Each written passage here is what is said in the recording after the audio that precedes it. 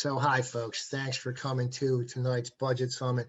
As you are aware, Mayor Kenny has proposed an operating budget for fiscal year 2022. And now it is left to City Council to make the decision on whether or not they like what the mayor has presented as far as collecting revenue and spending our tax dollars. Now, while the budget process is going to drag on into the fall, some very key decisions are going to be made very soon. So that's imperative for us to be at the table. There's a lot of money on that table, and someone's going to get it. Others are very well positioned in order to do the things that they're used to doing, the insiders, and we need to put ourselves there. So the first step in doing that is having a conversation about what we need to accomplish. So let's take a look at tonight's agenda. First, we're going to do some welcome and introductions. We'll put you guys we'll talk about that in a minute. It'll be fun. And then we're going to talk about the Mayor Kenny's proposed budget to find out, what's on the table. Then we're going to counterpose that with our 5-year vision of what this thing could look like. And we're going to talk about specific policy areas where we think we can make differences. All along this time, we invite questions in the chat. After every one of these, we're going to be doing a Q&A, and we want to get people's questions answered. So please put your questions in the chat. The next section, after we talk about what our vision looks like, we're going to find out where we get this money. Can we actually afford this, or this is a pipe dream? We're going to show you that this is quite affordable. And then finally, we're going to talk about what we want to accomplish. We're going to go into a breakout discussions, and we're going to cover all the policy topics we talk about tonight.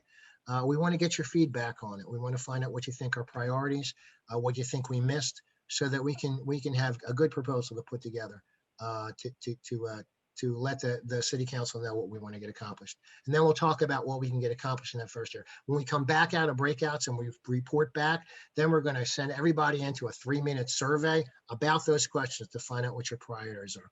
When we come back out of that, we're finally going to talk about what we're going to do for next steps. There are a couple of things that are coming up. Next week, we've got a big rally at City Hall. And after that, we're going to do a media blitz, similar to the one we did with the public banking. That was very successful. So we're looking forward to do that. But before we go any further, let's take a moment to get to know each other a little bit better. I'm going to put everybody I'm going to stop sharing for a second. I'm going to put everybody into a breakout room. So before we make our decisions on what should be in the city's budget, we should know what the mayor has proposed. And to help us take a simpler look, simplify a complicated process, is our co-founder and our resident financial expert, Stan Shapiro. Stan? Okay, thanks, Tim. You're going to throw up a little pie up there, correct? I'm going to give you some pie right there. Give me some pie. Okay. So this is the mayor's proposed allocation of funds in pie chart form. And I'm wondering if people would put any impressions they have of this thing in the chat. Anything interesting? If you can read all these small letters, I hope you can. Just take a minute. I'd like to see your impressions. Okay, well, Tim just I twitched. Pre-stated my main impression. And Brian is right. There's a big undefined category, which is a lot of stuff, but the main stuff is within this triangle. You got police, $727 million. You got prisons, $231 million. You got other criminal justice, double asterisk, because it's a lot of stuff, which is at the bottom left of the chart. The DA's office, the courts, legal services, sheriff's office, witness fees. Put all that together, you're well north of $1 billion in a $5.18 billion budget. And everything else And pensions, of course, a good part of pensions is police pensions. So, you're talking about something else which really should be added to this total that's all about the city of Philadelphia trying to make the city good by scaring people with the criminal justice system.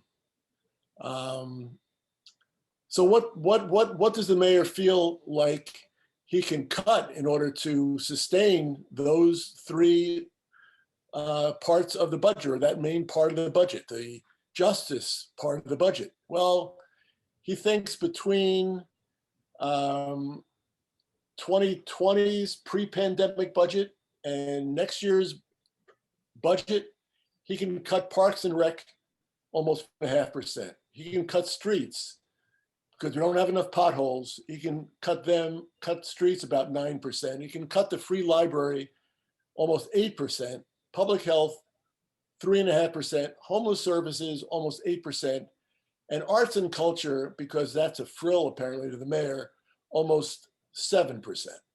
Now you'll note that the previous column shows the change from last year's budget, and that allows him to do some bragging, because if you compare last year's budget, which of course was a decimated budget because of the pandemic, all of these categories show increases.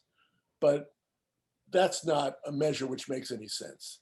What makes sense is what might be considered normal, the pre-pandemic budget, and he's slashing away at things that are actually of any use to any of us.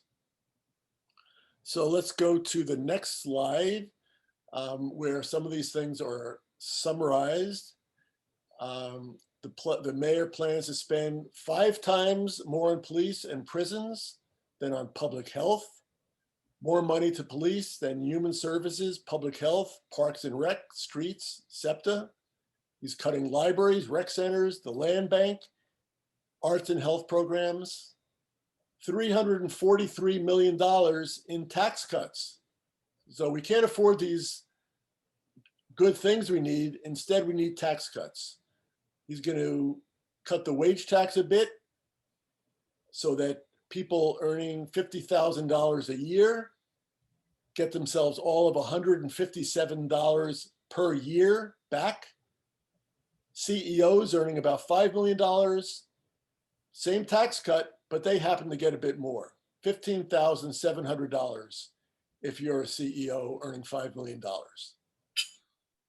And these giveaways, which are justified because of federal aid, additions to the budget, they're not funded beyond 2 years, whatever, if you call them additions. The tax cuts forever, they never go away. The mayor doesn't seem to recognize that there's a little imbalance there. So if you have any questions about any of that, please put them in the chat. Or if you have any questions about anything that I'm saying, put them in the chat and we'll do our best to cover them. All right, so what do we got next? Mr. Brown. Tiba, is there anything in the chat that we should know about, Tiba? You're on mute. Yeah, I want to just lift up that I love Peg Shaw, and she says our mantra needs to be resign Kenny.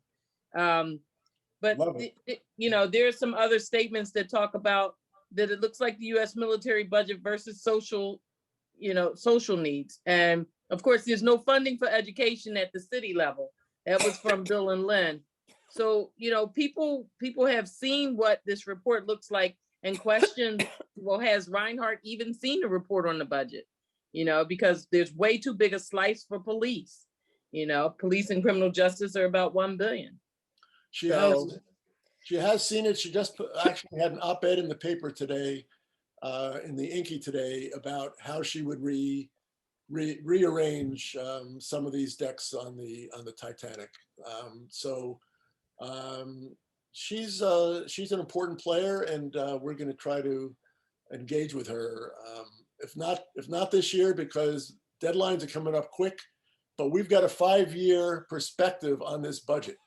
We know that looking at 1 year's budget is just inadequate, because It's easy for the mayor and people like the mayor and the people he reports to at the Chamber of Commerce for them to say, well, let's look at the revenue that's coming in this year. There's not enough for the good things we all deserve. So that's too bad. We'll deal with next year. But no, we got to talk about what you can raise over a period of time and what we can get to over that period of time. So the controller hopefully, and I think likely is going to be able to help us price out some of the things we're going to talk about today. Any other questions before we move on?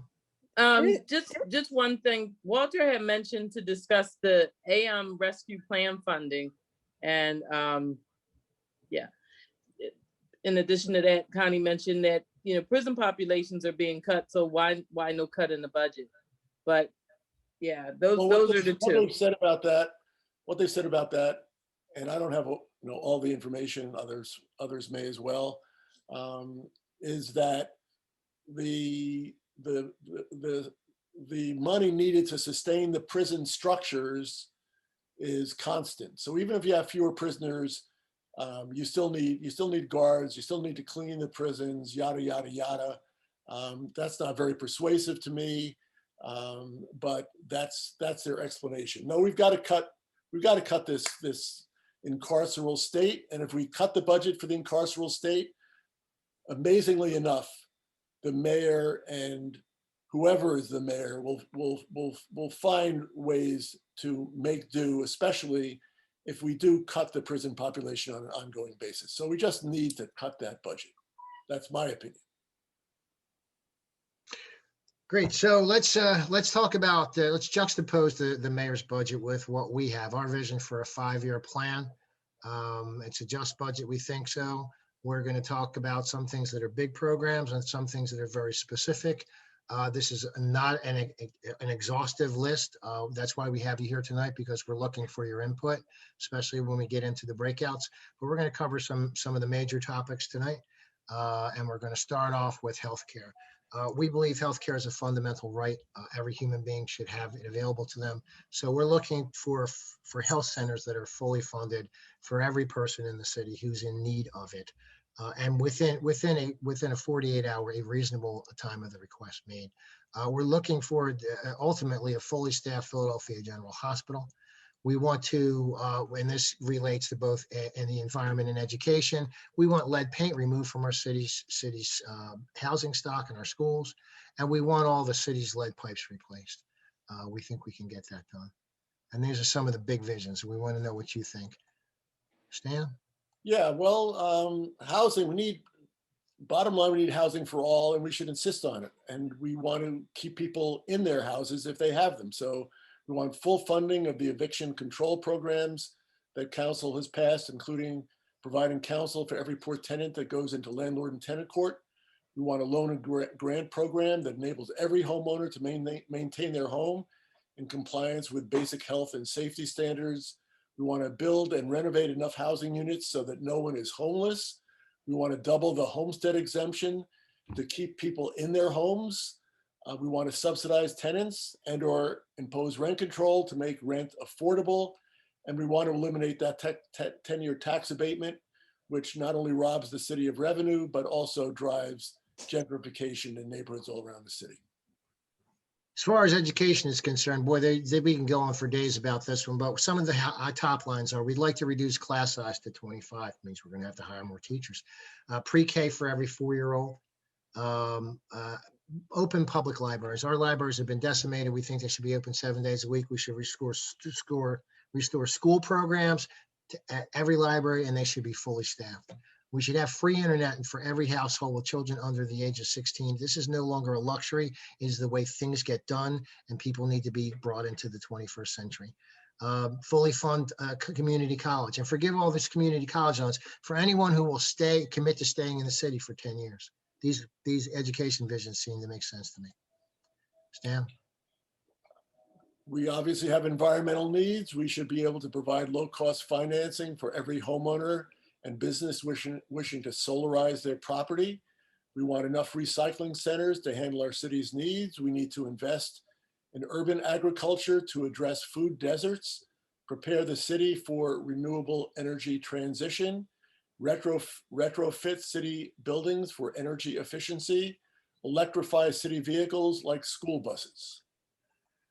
And family support stands on its own. We would like to provide childcare subsidies for every working head of household so that no family's childcare costs exceed 5% of their annual income. We think this is critical to people who have are marginal. Arts and culture have been left behind. Apparently the mayor doesn't think that it's important to the life of the city to have arts and culture programs. We need to double pre-pandemic level arts programs to allow artists in every neighborhood to thrive, not just the big center city, big boys, but men, women, children all around the city who have art that they want to share. We want our parks to thrive. We have the biggest park system of any city in the country, but it's been abandoned and neglected to a great extent. We need to double the number of park rangers to assist park users, fund enough care workers to keep all trails in great shape and all streams pollution free. All roads lead here, jobs. We need to put people who want to work to work. If the private sector won't provide jobs, the city should provide them. Specifically, we think that the city should provide funding for hiring any student who wants to work during the summer, $15 an hour. There's all sorts of work that we've just talked about that can be accomplished. We want workforce training for everyone who seeks it. We think that $15 an hour repairing city infrastructure or caring for the vulnerable is very doable. And of course, a job for all who seek it but cannot find work in the private sector.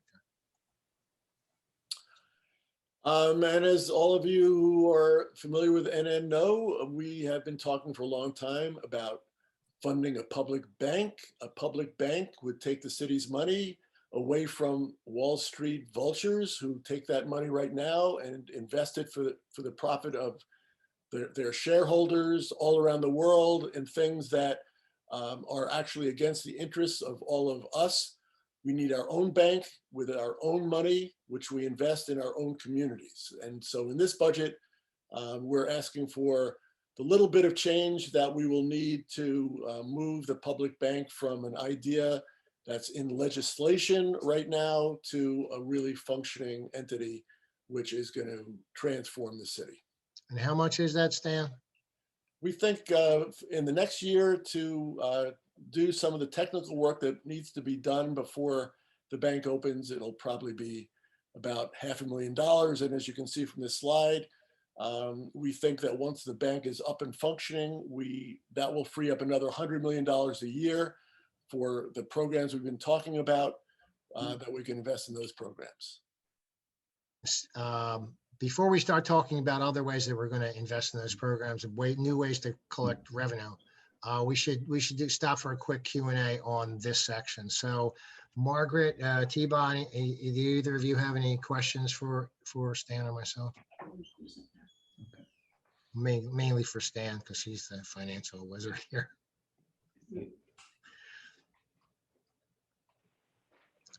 If you're talking, T-Bone, we can't hear you. There you go. That was embarrassing. But there was an excellent question from Melanie. She actually said, how much say does city council have in this process? Yeah, well, council has a lot of say, not as much as it should, and we may want to amend the charter actually to give it more say. If council has more say, we can have much more impact on council than on the mayor. The mayor keeps himself remote, kind of locked away in a room, even when we're not having a pandemic, but council members have a tough time avoiding us. So council members determine the top lines of what departments in the city get. So the top line of what the police department gets for employees and what they get for hiring, contracting out for various things. Those things are decided by council, but the cellular distribution of those funds is in a 2,000-page document that the mayor provides council to look at, but it's not binding on anybody, and the mayor can change those priorities anytime he wants to during the year. So Those top lines are decided by council, but not much else. There are agreements, there are gentlemen's agreements, so-called gentlemen's agreements between council members and the mayor about how that money will be spent. But again, if the mayor doesn't want to, the mayor doesn't. And the mayor can just actually lower the top lines even during the year. All he's got to do is say he needs to do that in order to keep a balanced budget. And he can cut libraries in the middle of the year, even though council may have appropriated $100 million for libraries, the mayor can say, nope, we're only going to spend 80. So it seems to me that the mayor is going to be one of our major targets for the work that we do. All year round. And we All year can't just do this at budget time. We got to be on all top year of this all year round. So any other questions before we move on to how we're gonna Yeah, collect some of this money? actually, there was a suggestion. One of the things that Connie does is she looks at where we can raise funds, and she talked about, ramping up to suggest that we close another prison and turn, that we raise the funds that way. And I don't think that's such a stretch. I think that's not a bad idea. But I also know that we've got a city council run coming up shortly. And I think it might be time to get some allies around the city we want to see with a public bank leading the way. And questioning council to make public statements on their opinions about the budget might not be such a bad idea. Yeah. And also there's a question about the homestead exemption, that it doesn't do anything for gentrification. So have you thought about that consequence of doubling the homestead exemption? It seems to me it does help fight gentrification because long-term homeowners won't be as easily Evicted. taxed out of their homes. Their taxes will be controlled to a much greater extent than they are now. All of these issues around what keeps people in their homes and what chases them from their homes are complicated. So this is certainly can be debatable, but conventional wisdom, and sometimes it's right, not always, says that homestead exemptions are a tool for keeping long-term homeowners in their homes. Okay. Stan, I think it applies mostly when the prices are stable, but if the prices are quadrupling, that to go from a $20,000 exemption to a $40,000 exemption means almost nothing when your house value goes from 150,000 to 400,000. Well, that goes to the amount of the homestead exemption. So you're certainly right. Perhaps it ought to be higher, and perhaps we need other tools. Yeah, it's not tied. It's not tied on a percentage basis. It's a flat fee. That's the problem with it. That's right. But it does. But that, and we don't have enough time to get too deeply into the weeds on this. But it actually help. The lower your value is, the more it helps. So if you start out with a low value and the assessment office hasn't jumped it up to way beyond what it's actually worth, then a homestead exemption can help. If they do quadruple or multiply by 10 times what your assessment is, it's not going to help. So no, this is not the only tool that is needed in order to fight gentrification. Yeah, definitely. It's a whole mix of tools. So we kind of keep running here. So we're going to go to the next section here, and we're going to talk about the money. Okay, show me the money. So Stan, let's go to the first slide. So this is where we get the money right now, and you will see, apart from those little slices that have been cut out, the major sources are three: the wage tax and the PICA tax, which are really one and the same, because the PICA tax is just a wage tax funneled through PICA, which then comes back to the city. So together, that is almost $2 billion of the $5 billion. The real estate tax is almost $700 million. The business tax is over $500 million. So those by themselves are about 2/3 of every dollar that comes into the city, which tells you if you want to cut those things, know that you are driving a stake into the revenues of the city. And strangely enough, it seems like the mayor doesn't care. So let's move on.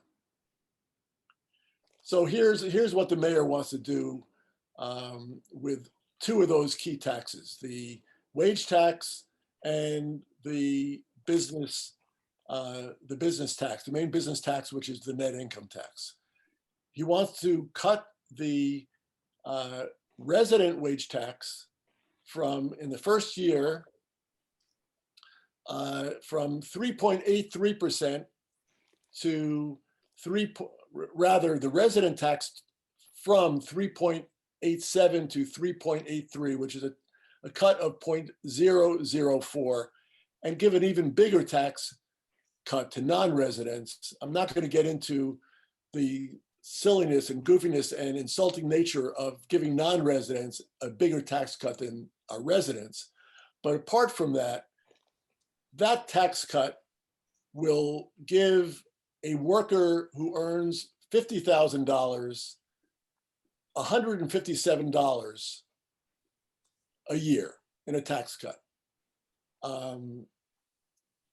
That tax cut, along with the business tax cuts, which are in the next box, which is a big tax cut. You'll note it goes from 6.2 now to 5.25% in 2025, a cut of almost a full percent, almost 20% of the entire amount.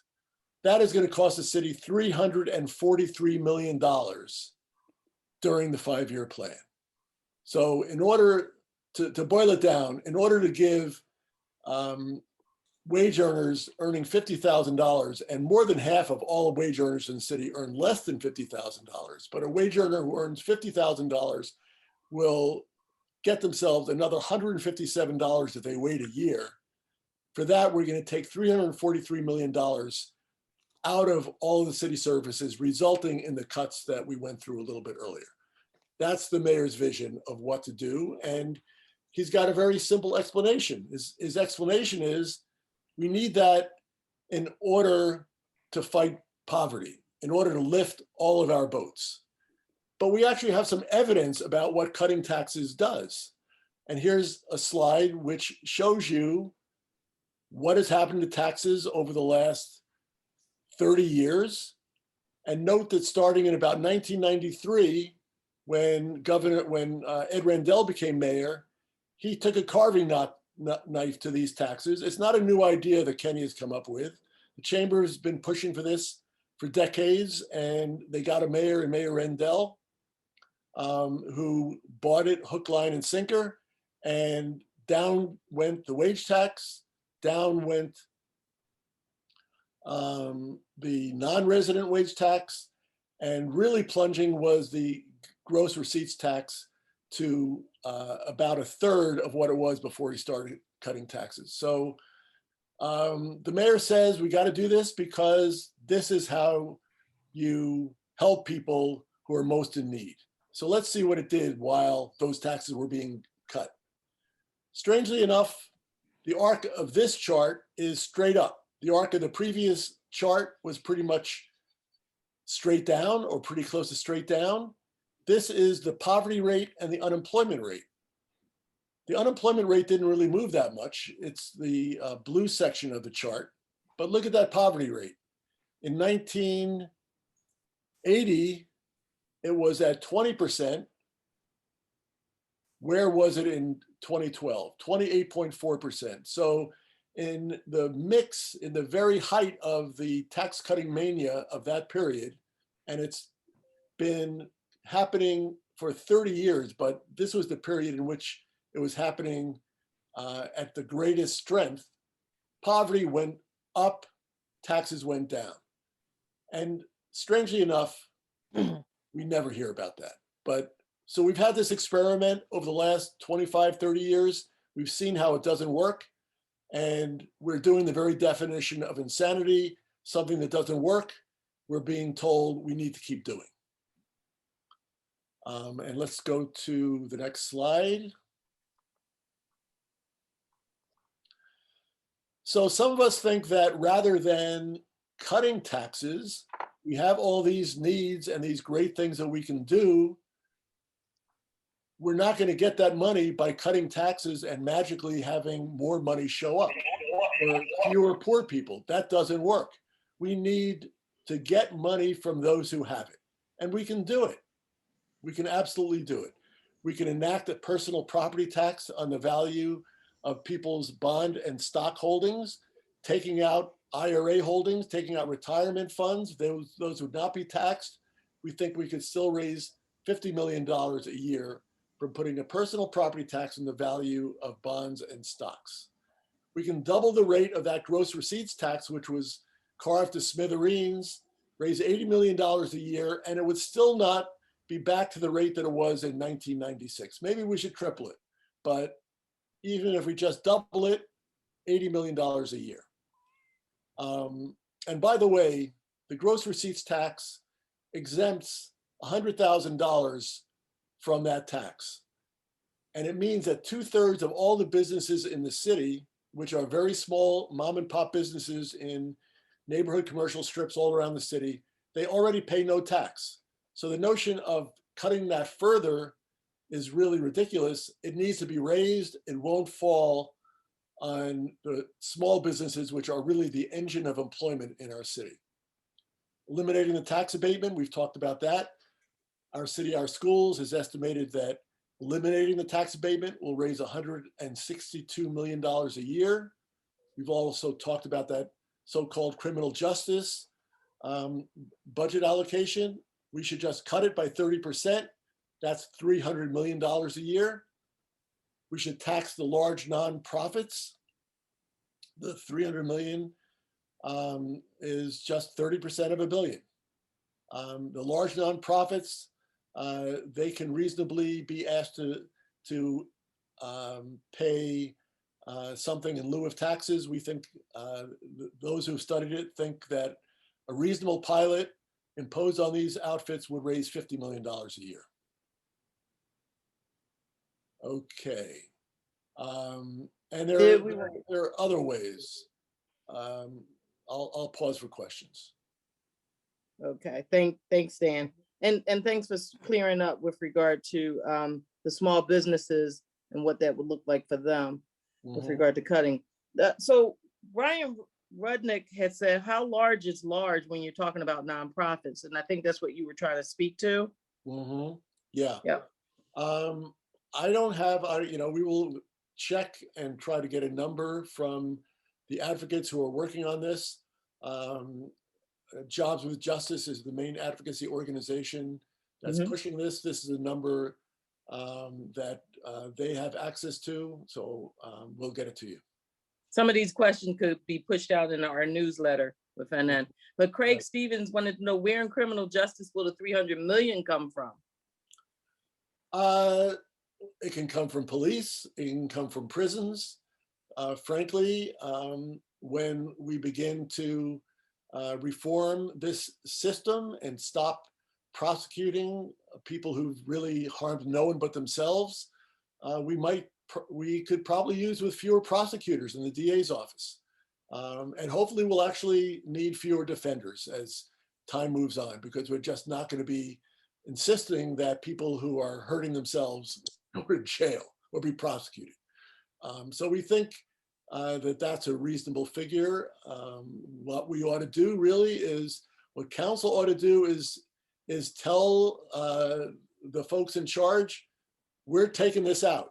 You show us how you can accomplish what needs to be accomplished with $300 million less, especially when we're going to move that to things which are going to enable people to have lives that don't drive them to engage in antisocial behavior. And so we're not going to have a need for a justice system, which is the wrong answer to people's problems. Yeah, actually, we can look at other cities that have already slashed the budget and how that's working out well for them. But before that, there's a question from Nate. Are the low, no interest loans offered by the Federal Reserve to municipalities during the pandemic still in play? Well, actually, they were low, no interest loans for about 5 minutes. And then the Federal Reserve apparently heard from all the big banks and all of the rating agencies and every little corner of Wall Street that that was going to get in the way of the bond business, because the cities could borrow at 0%. Why would they need to issue bonds? And so that interest rate got kicked up to about 3%, and hardly anybody has taken advantage of it because there is no advantage to it. Okay. Now, one more question and two more statements, then we can move on. So Bill and Lynn wanted to know if the state aid was restricted in any way as to its use. The federal aid, is that what? State aid. State aid? Well, state aid comes in a variety of buckets. So it is, we don't get any general revenue sharing. There was a time when we got general revenue sharing from the federal government. There's no such thing from the state government. It's for education, it's for human services, it's for housing, a variety of things like that. And then we had a couple comments here. Elena, our very own, Elena had asked, you know, if we were making any demands around transportation. She used an example around rapid bus lanes to increase $2 rides for regional rail trips within the city. And also a suggestion around, it looks like it's currently a 45,000 exemption. Not that that's enough, but just talking about ways to increase revenue. And then Gail only mentioned loop and tax freezes that help. Mm-hmm.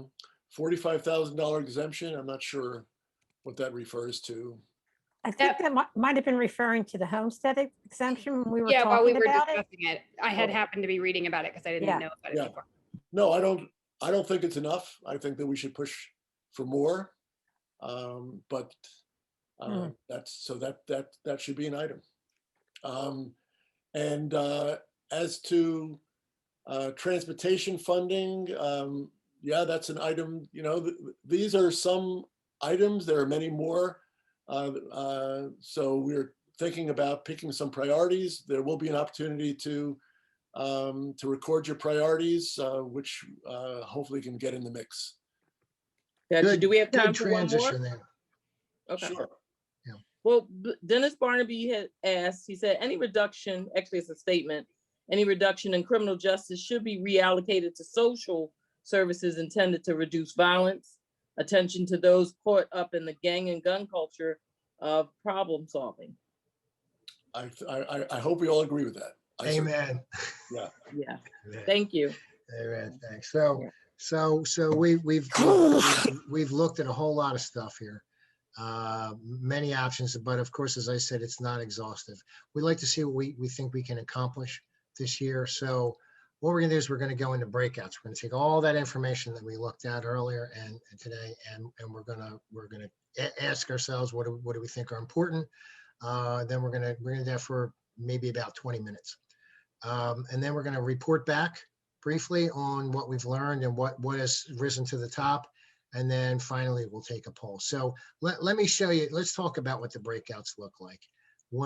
There are certain people who are moderators that were on the call earlier or that I've made co-hosts. They will be the moderators and they're going to help you through this. I am going to put a link in the chat for the moderators, and the moderators are going to go in and share their screens. In fact, everybody can do it if they want to. The moderators will use this information. This is what your screen will look like. Moderators' job is to keep the conversation moving from topic to topic. We have 4 pages of these, so jobs, healthcare, the next page, all the things we talked about. What we're looking to find out is what our top priorities are in these various categories, and if there's anything missing.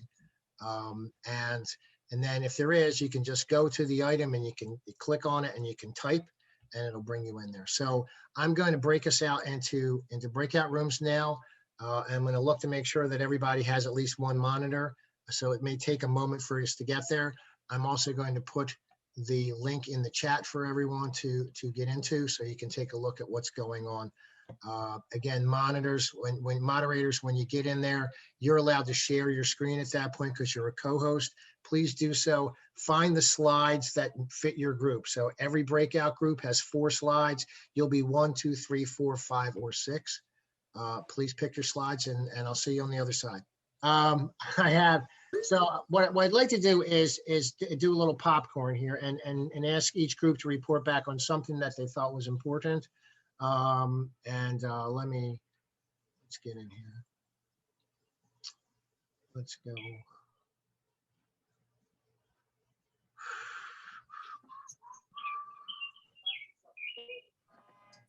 Okay, so let's do our report backs. Who was in group 1? Someone from group 1 like to report? Elena, you took notes. I took notes. Nate and Jim and Steve were in group 1. All right, I'll summarize it since I have it here. We liked the summer job for any high school student who wants it. We love that program. Keep kids out of trouble. We like fully funded health centers, presumably one in each councilmanic district, but fully funded with an outreach program, full staff, including mental health, to help. That would be a good way for police dollars to be transitioned to public safety and crisis intervention. We like the idea of $15 an hour job for work in the city tied in with infrastructure repair. For example, those $15 an hour jobs could be apprentice jobs to construction workers who would do lead pipe remediation and lead building remediation. You guys were brainstorming over there, weren't you? So that's, yeah, I didn't have any of those ideas. Elena's a real big infrastructure person. She loves that. Plus the little baby too. Thanks. All right, so that's Put group to 1. work. Group 2. What'd you guys talk about? Anyone from group 2? Just chime in here. I'm not sure what number we were. Can Oh you my name Oh, the we were God. 4. Tim, All right. can you name the group leader? Then we'll know which group we're I in. would be able to, but I don't know where they are now. Stan, Stan's a group leader. Was that Stan, me? I Was blame that group 2? Stan. we were, Stan, we Oh. were in group 2, yes. Oh, okay. Yeah, all right. So we didn't have the chart with us, so we didn't have those specifics in front of us. But people really focused on the headline items. We need better schools. We need to fix our schools. We need to fight the opioid crisis, which means an enhanced health response, mental health, physical health, all those things which enable people to have hope in their lives. There was a strong expression of the need to restore arts. There was a question about whether we should highlight that in light of all the other needs, but I think we wound up agreeing that to have a really, really robust arts program that employs thousands of people in doing work that makes people happy, that's a place where some of that excess, quote, criminal justice, unquote, money ought to be moved. Whatever we can do to build housing, that's necessary in so many ways. It was mentioned that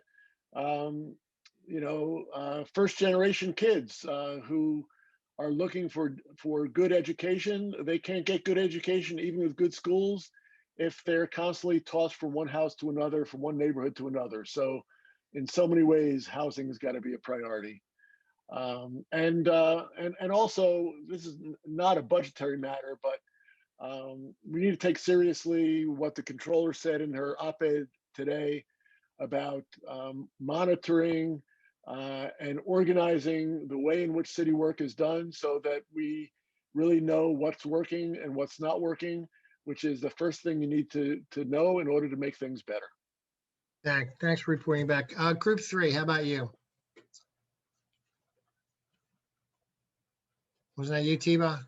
Oh, okay. So I had the dream team, which everything they said, I'm gonna let Peter speak for it, but everything they said came right back to the need for a public bank. I have Wendell, Frederica, Peter, Chris K, and Craig. And I'm really sensing that Peter wants to speak for our group. Peter, take yourself off mute. Feel free. Chat away. I think that, we covered what, T, I gotta throw it back to you. I'm sorry. Yeah, so I got you. So crisis intervention and the police budget were two main issues that Frederica had brought up, because she talked about climate change and, the imminent chance that we're going to have an emergency situation like what we did with this pandemic. And it makes a lot of sense. Chris K was unpacking more about the stronghold that the FOP's contract had on Philly, I think, or I might have gotten that confused with the build back terminology and wherewithal that Wendell had talked about, because Wendell and Craig seem to be merging in the way they were discussing eviction programs being cut in half, funding the right to counsel. But I have so many notes in front of me, it's just a blur. It was just an awesome group, and public banking would solve most of it. Good, glad to hear it. Anyone from Group 4 want to report back? Okay, well, this is Margaret. I took some notes. People can chime in, but on jobs, we talked about a living wage job for all who seek work but cannot find work in the private sector. We thought that would cover the $15 an hour jobs for high school kids and for the infrastructure programs. And for healthcare, we echoed another group which said that the health center should be fully funded for physical and behavioral health care. That was our top priority. And then in terms of something missing, I mean, we did bring up the fact in healthcare that, although this goes into the police area, that mental health teams should be first responders. They should be funded. And until that's fully implemented, intense training for first responders and crisis mediation to deal with mental health issues. Yeah, these are good. These are good. Thanks. Education. The top one was pre-K for every 4-year-old, because people felt that was the most important thing in order to get people started on the right track. Although, community college forgiveness, that was a big thing too, but we thought the kids won out on that one. And on environment, to switch to renewable energy by 2030 in all the city buildings and vehicles.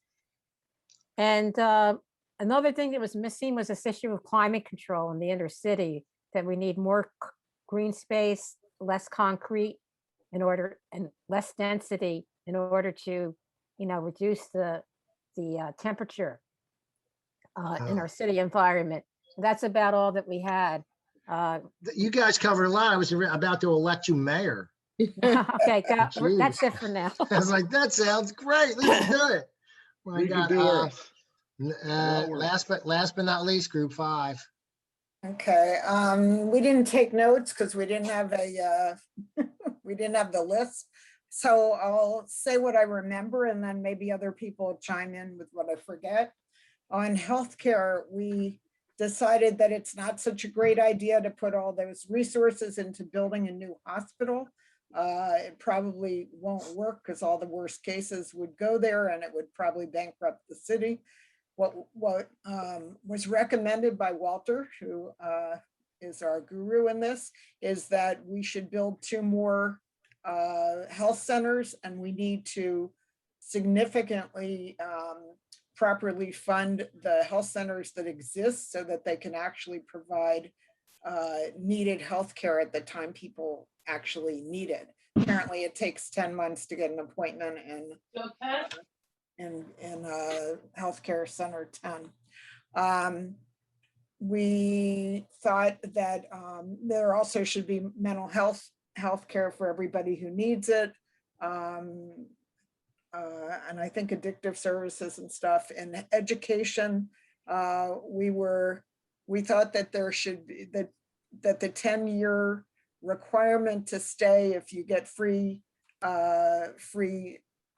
community college is unrealistic and unenforceable, really, and that instead it might be better to have some other carrot, and maybe it would be useful if people could then do 2 years or something of community service in return that provides real needed services to the city.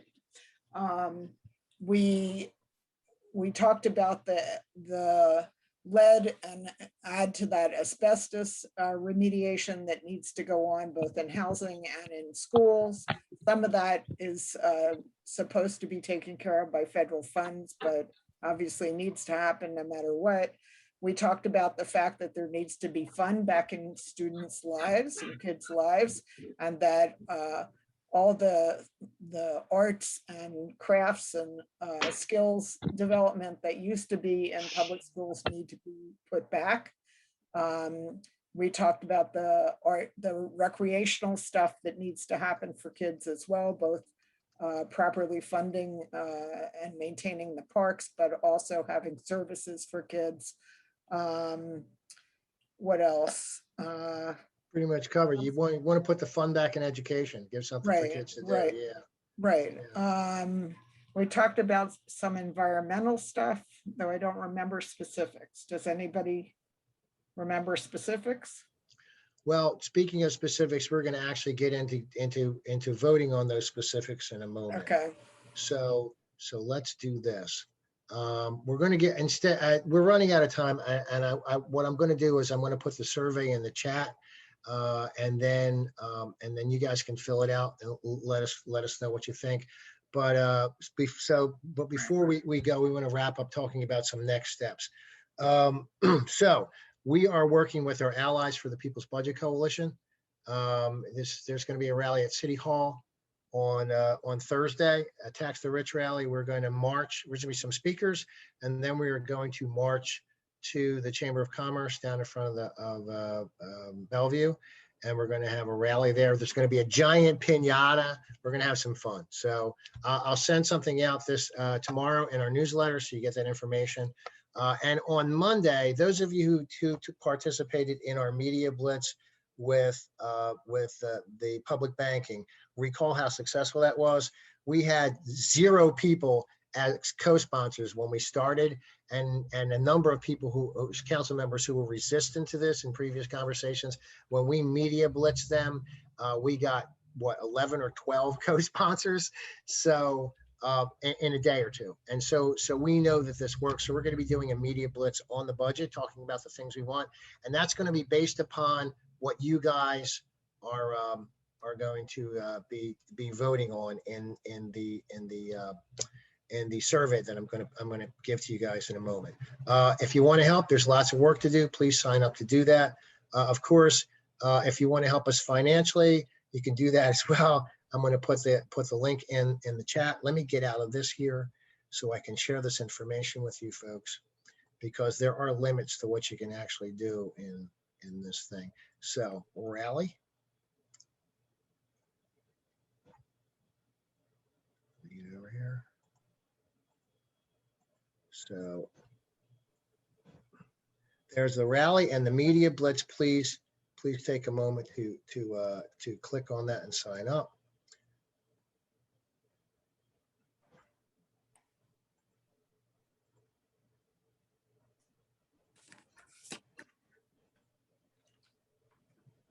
And here's the donations, and I'm going to re-add that's great. I'm going to re-add the survey for those of you who didn't get it at the bottom here.